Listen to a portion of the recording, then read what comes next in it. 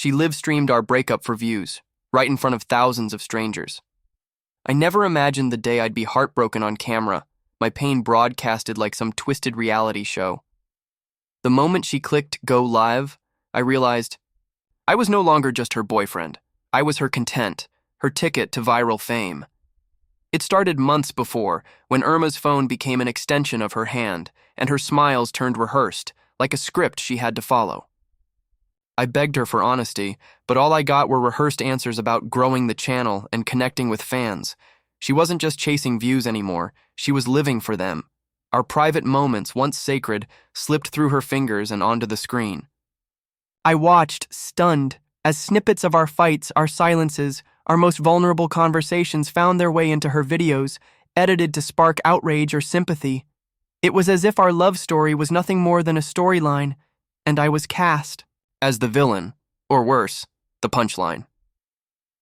When the day of the live breakup came, the chat exploded with thousands of comments.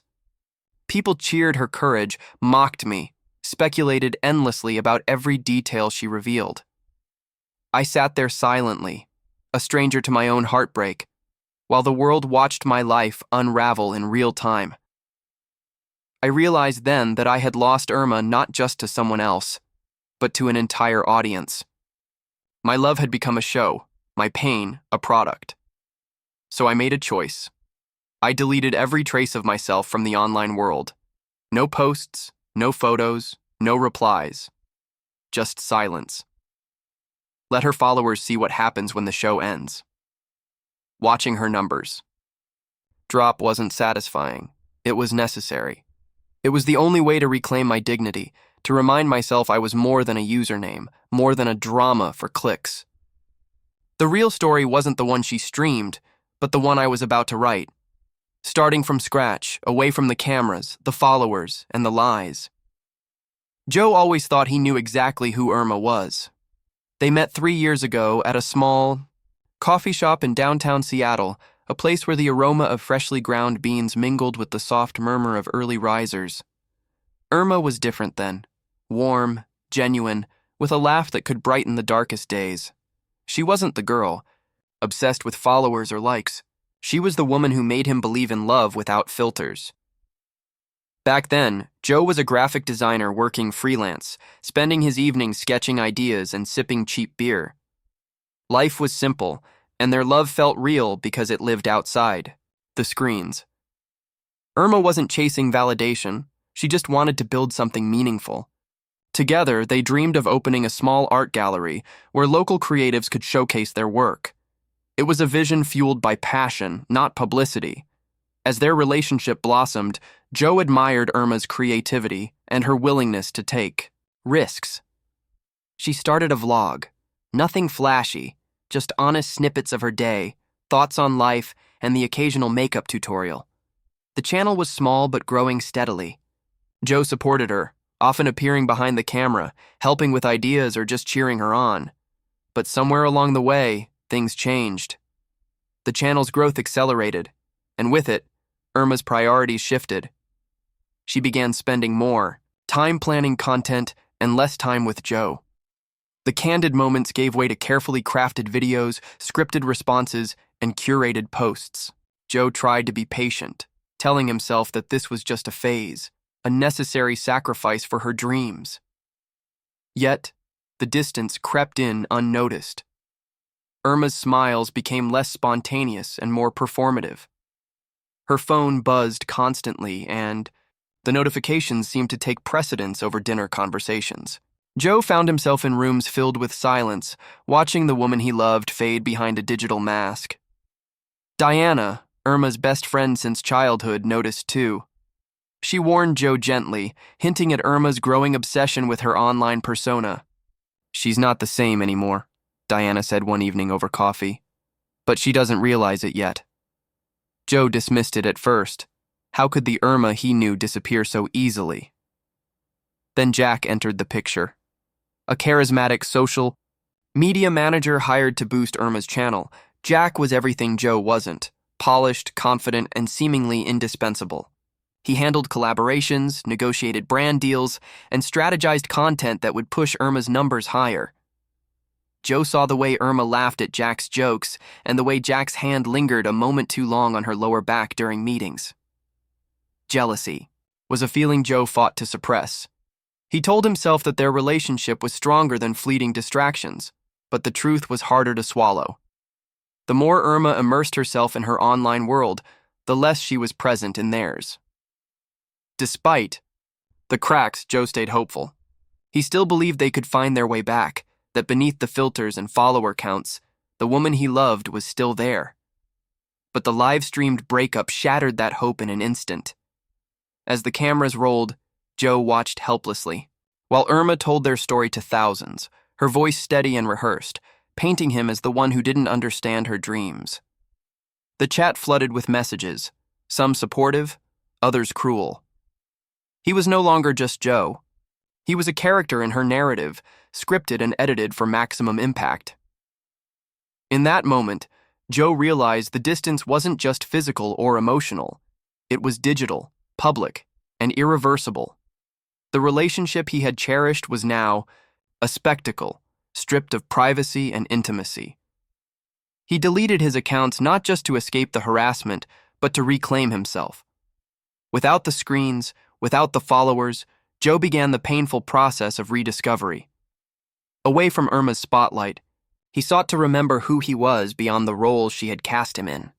The moment I realized the distance between Irma and me was no longer just a gap, but a chasm was when Jack stepped fully into the picture.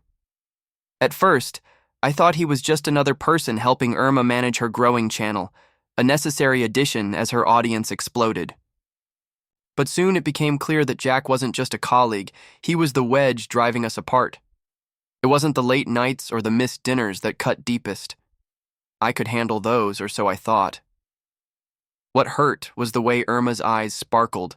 When she talked about Jack, the subtle shifts in her tone when his name came up, and the way her phone would light up with messages that she hid the moment I entered the room. There was an unspoken rule now. Joe didn't ask, and Irma didn't tell. One afternoon, I found myself alone in her apartment when a text popped up on her screen. A message from Jack, full of emojis and inside jokes that didn't belong in our life. It wasn't just professional anymore.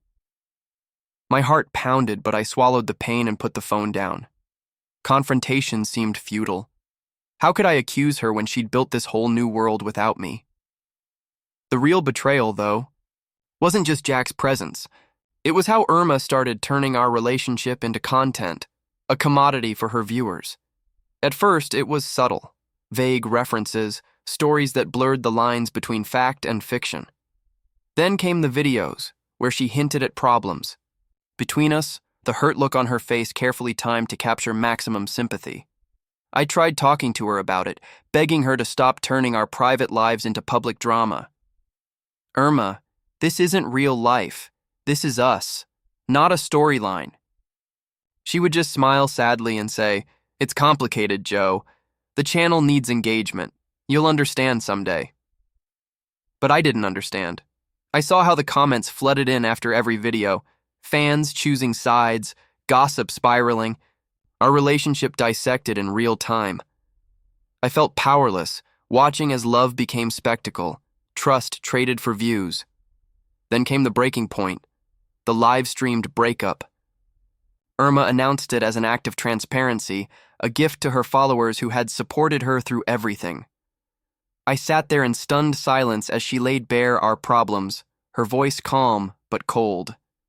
The chat exploded with cheers, criticisms, and crude jokes, strangers applauding the end of my world. I wasn't ready for this public unraveling. My attempts to reach her afterward were met with silence or vague excuses. Instead of the woman who once promised forever, I faced a stranger who prioritized an audience over us. Friends warned me about the fallout, about the toxic whirlwind that surrounded online fame. Diana tried to reach out to Irma, pleading with her to reconsider, but Irma was unyielding. Jack's role grew clearer too. Behind the scenes, he pushed for more drama, more engagement, treating our pain as a marketing strategy. The emotional dilemma crushed me. Do I fight for a love now drowned in public spectacle, or do I walk away and reclaim the parts of myself lost in the digital noise? The answer wasn't easy. Leaving meant surrender, but staying meant losing who I was. In the silence after the storm, I made a choice. I deleted every account, erased the footprints of a life I no longer recognized. Without the screens, I sought peace, even if it meant watching the woman I loved become a stranger, pixel by pixel. Joe sat alone in the dim glow of his empty apartment, the silence pressing heavier than any words could.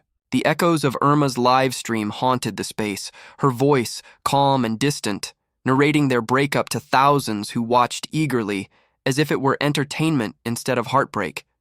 He felt stripped bare, every private wound exposed to the public eye. There was no refuge from the shame, no comfort beyond the flickering screen that now felt like a cruel mirror. He grappled with a storm of emotions, disbelief, anger, sorrow, and an aching emptiness. How had the woman he loved become someone so consumed by the need for attention that she'd sacrifice their intimacy for views? The betrayal wasn't just in the act itself, but in the realization that their story was now a product, packaged and sold for clicks. It stung deeper than any argument or infidelity could. Loneliness settled in, a quiet but relentless companion. He missed the Irma who had whispered promises in the dark, who had held his hand without hesitation. But more than that, he missed the version of himself that still believed in them, that still felt whole. Now, he questioned everything. His worth, his identity, and even the memories they shared. At times, despair clawed at him. There were nights when the weight of it all crushed his chest, leaving him breathless and hollow. He wrestled with the urge to reach out, to explain, to plead for understanding.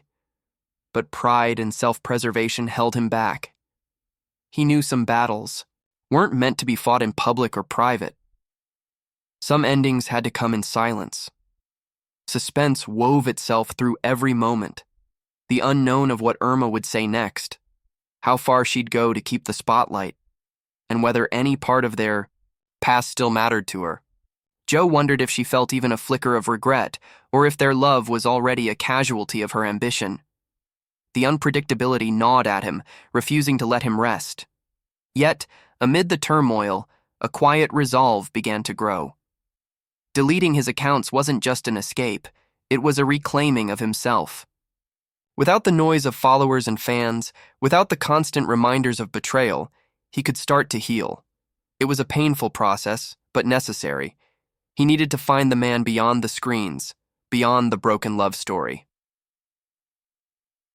As days turned to weeks, Joe learned to live with the uncertainty. He stopped watching her channel, stopped checking comments, and slowly closed the door on the life they once shared. The suspense remained, the question of what the future held, but he faced it with cautious hope, determined to rebuild from the ashes of a public heartbreak. Just when Joe thought he had reached the lowest point, a message appeared that turned everything upside down. It wasn't from Irma, not from Jack, or even from Diana. It was from an anonymous source, a direct message filled with screenshots, clips, and whispers of a secret Irma had been hiding all along. The truth hit like a lightning strike. Irma had been orchestrating the entire breakup drama to boost her subscriber count. Every tear, every accusation, every heartfelt confession was scripted, rehearsed, and calculated for maximum engagement. The revelation shattered the fragile understanding Joe had been clinging to. He realized the woman he had loved was playing a role far darker than just neglect or betrayal. She wasn't just caught up in the fame, she was manipulating it, weaponizing their pain to build an empire. His heartbreak was a performance, and he had been the unwilling lead. Worse still, the message contained evidence that Jack wasn't just a manager, but her accomplice in crafting the drama. They'd staged arguments, rehearsed scenes, and even edited clips to frame Joe in the worst light possible. The followers who had once cheered Irma's courage were unknowingly complicit in a lie. Joe's mind raced with questions and anger. How deep did this deception go? Was any moment between them real, or just a scene in her carefully curated narrative? The lines between truth and performance blurred until he no longer knew where his memories ended and her scripts began.